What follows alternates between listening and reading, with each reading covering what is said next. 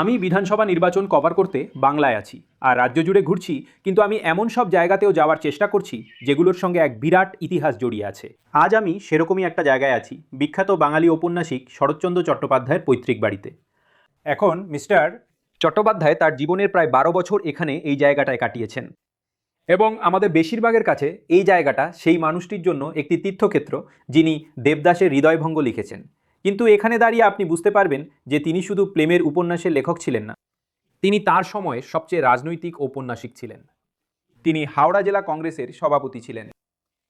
এই বাড়িতে থাকাকালীন তিনি গ্রামীণ সমাজের পচন, জাতিভেদ, পিতৃতন্ত্র এবং ক্ষমতাবানদের চূড়ান্ত ঔদ্ধত্যের ব্যবচ্ছেদ করেছেন। এখন এই সমস্ত ক্ষেত্রে তিনি যা করেছেন, যা লিখেছেন, তাতে তিনি মানুষের মর্যাদা খুঁজেছেন।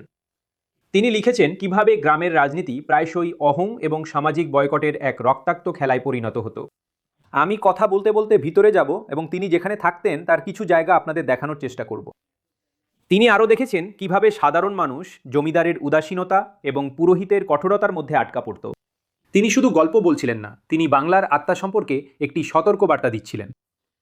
আমি আপনাদের শুধু কয়েকটি জায়গা দেখাবো যেখানে তিনি ছিলেন। এটা সেই জায়গাগুলোর মধ্যে একটা যেখানে তিনি থাকতেন। ওটা আরেকটা দিক। আমি ওখানে একটা চেয়ার দেখতে পাচ্ছি, আমি একটা টেবিল দেখতে পাচ্ছি, এবং আমি যদি এই দিকে হেঁটে যাই আমি আপনাদের সেই জায়গাটাও দেখাবো যেখানে তিনি হাওড়া জেলার জেলা সভাপতি হিসেবে তার সমস্ত কাজকর্ম চালাতেন। এটা আপনাদের দেখানোর ঠিক আগে আমি ওখানেও একটু যাব।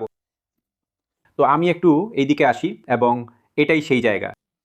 সুধাংশু যদি অনুগ্রহ করে একটু ভেতরে গিয়ে আপনাদের দেখায় যে ওখানে চরকাটা আছে, একটা ছোট চেয়ার আছে, ওখানেই তিনি কংগ্রেসের জেলা সভাপতি হিসেবে তার সমস্ত কার্যকলাপ চালাতেন।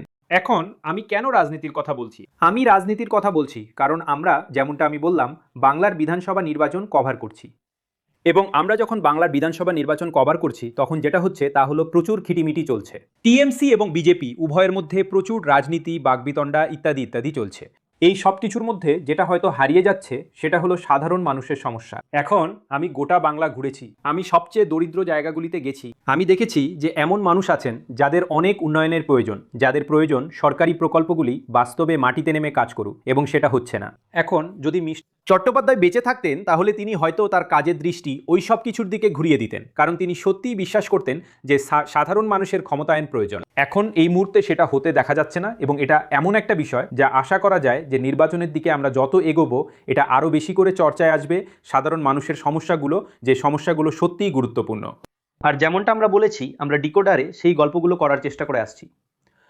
আপনারা আমাদের সোশ্যাল মিডিয়া পেজগুলিতে যেতে পারেন এবং সব গল্পগুলো দেখতে পারেন যেগুলো আমরা বাংলা এবং অন্য জায়গা থেকে করেছি, যেখানে আমরা সেই সব বিষয় নিয়ে কথা বলি যেগুলো এই নির্বাচনে মানুষের কাছে গুরুত্বপূর্ণ।